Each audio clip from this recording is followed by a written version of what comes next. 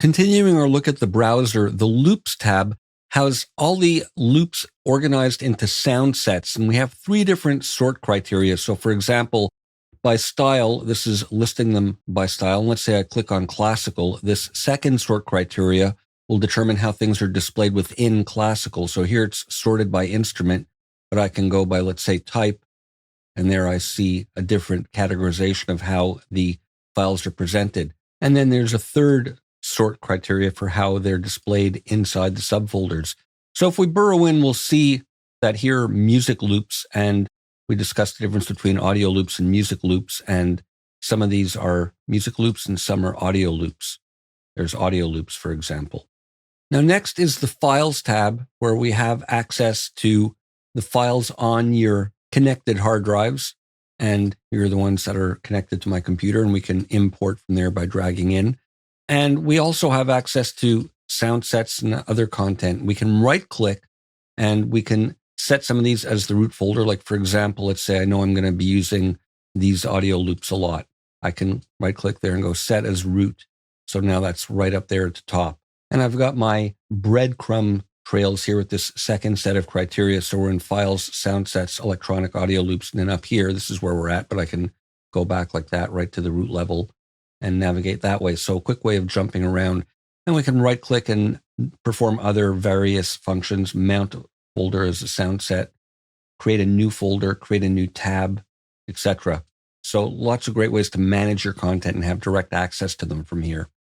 And one particularly cool function, if we're burrowing down into the actual sound sets, and I get into, let's say, drum loop or drum hit like this, I can click right on one of these WAV files, right-click on it, and I can send it to a new sample one instrument or new impact, or import it into the pool, which is this tab here for files that are used within the song. So we can send them directly to impact or sample one instruments right from in here. And let's say I navigate to an actual Studio One song file, like for example in here, I've got all these songs that I've been working on throughout these videos. I can right-click on one of them, or I can click the disclosure triangle to view the tracks within them and the presets that are used. But I can right-click on it and go import song data. And here I'm presented with what criteria I want to import. I can import tempo and time signature, marker track, the instruments, etc. And then all these options. And I'm going to click to close this. Now the previewing at the bottom, I'll just jump up and find something to audition here. We can click on there. And the previewing is very straightforward. We can double click and that'll play the sample. Here it's a one shot, or you can click the play button, stop button, loop it. And if it's an actual loop, you can play it at the song tempo when this is enabled, and we have independent volume for this. And you can easily drag and drop multiple files into your DAW all at once. I can drag those in and they'll all be on a separate track, or if I hold down Command, they'll be placed sequentially one after the other on the same track. I'm just going to hit undo there. Now, when we're dealing with bringing in actual audio files, like for example, I'll go to a stereo mix here. I can right-click and I can convert it to an audio loop to a WAV file. In this case, it's an MP3, but I can also split it to mono files. And if you're right-clicking on split stereo files, you'll have the option of summing them to a stereo file. Now, the cloud is great for uploading stuff to PreSonus Exchange. And if you click on it, it's authorizing right now, and it's just logged in for me.